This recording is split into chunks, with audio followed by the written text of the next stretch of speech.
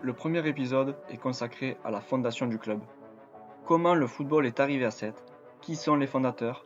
Dans quelles conditions le club a-t-il été fondé? Comment s'est-il structuré? Autant de questions auxquelles nous allons répondre. Mais nous allons également aborder l'arrivée de certains personnages qui ont sans aucun doute permis au club d'inscrire son nom au panthéon du football français.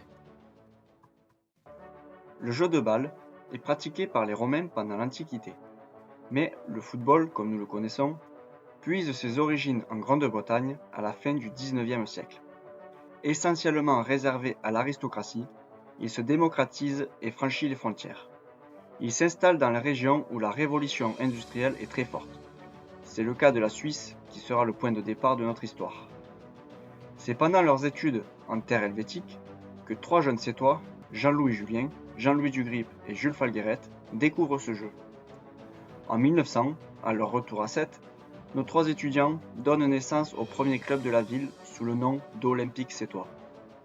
Dans le même temps, à Nîmes, Henri Monnier crée le Sporting Club de Nîmes.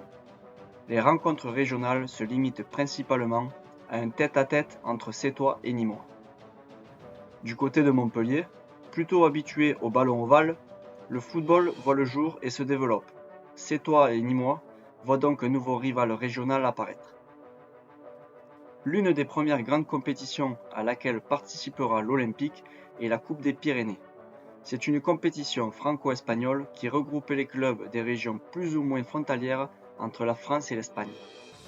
L'Olympique Sétois, le FC Barcelone, Bordeaux, le Stade Toulousain sont entre autres les clubs participant à cette compétition. L'Olympique atteindra la finale sans jamais la remporter. Parti enfant vers la capitale, un jeune Sétois fonde le Gallia Club de Paris. En tant que capitaine de l'équipe, il se fait remarquer et est sélectionné en équipe de France pour participer aux Jeux Olympiques de Londres en 1908. Un match auquel il participera restera dans les annales puisque la rencontre se soldera par une cinglante défaite 17-1 contre le Danemark. Cet homme, c'est Georges Bérou, un personnage qui deviendra une légende du club et nous verrons dans un épisode qui lui sera consacré le rôle majeur qu'il a pu jouer pour le football sétois mais aussi au sein du football français. En 1910, il rentre à Sète et intègre rapidement l'Olympique Sétois. D'abord en tant que joueur, au poste d'arrière qu'il occupait au Gallia Club de Paris, et même parfois gardien, puis il devient rapidement dirigeant du club.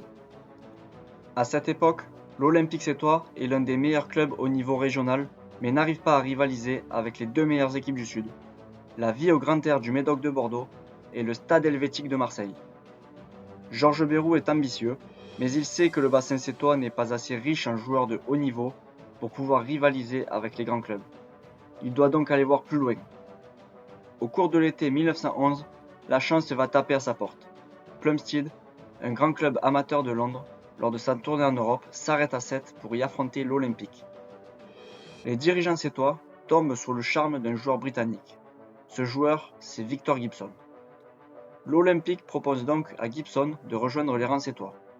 Il ne refusera pas la proposition car le Britannique souhaite quitter Londres suite à de gros problèmes familiaux, mais demande un peu de patience.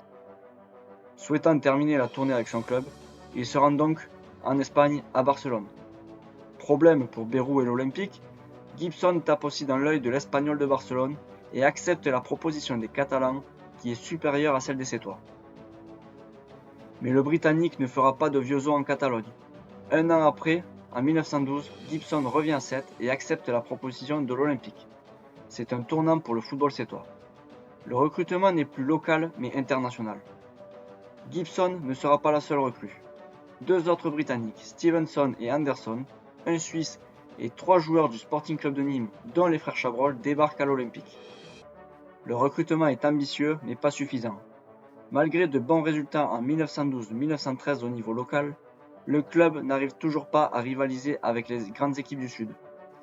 En 1914, l'Olympique sétois s'adjuge le titre de champion du Languedoc et atteint même la finale du championnat de France d'Union des sociétés françaises de sports athlétiques, malheureusement perdu à Paris face à l'Olympique lillois. À cette époque, le championnat de France ne se déroulait pas comme maintenant. Il se jouait d'abord par zone géographique, puis les meilleurs de chaque zone s'affrontaient pour se qualifier pour la finale à Paris. Au sein de l'Olympique sétois, un jeune gardien, natif de Sète, fait son apparition. Doué mais qui éprouve malgré tout de grandes difficultés dues à sa myopie, il préfère laisser les gants de côté et intègre le bureau du club en devenant secrétaire. Il s'agit d'Emmanuel Gambardella. Tout comme Georges Bérou, il va jouer un rôle essentiel dans le football sétois, mais aussi au niveau des instances du foot français.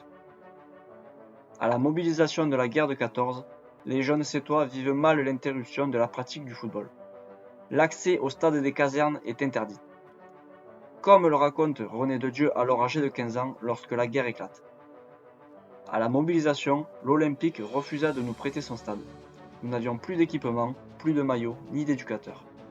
On a créé le Football Club de Sète avec les jeunes de 16 ou 17 ans qui venaient de l'Olympique comme moi et ceux qui, comme les frères d'Angle, venaient du Junior Club sétois. Le garde de l'Olympique nous ayant chassés, nous avons joué à l'ancien champ de manœuvre. En 1917, nous ne jouions que quelques matchs et c'est après la guerre que nous avons construit le stade et reconstitué le club en grand. Le football à Sète va connaître pendant la guerre un changement décisif. Malgré le conflit mondial, Victor Gibson est resté sur l'île Singulière pour deux raisons. La première, c'est que la conscription est obligatoire en France, mais pas en Angleterre. La seconde, c'est que son petit cœur bat pour la fille d'un boulanger de Frontignan. Durant la guerre, le port de Sète est déclaré port suisse. C'est à ce moment-là que deux citoyens helvétiques font leur apparition et vont s'allier avec Gibson. Le Football Club de Sète est en train de naître.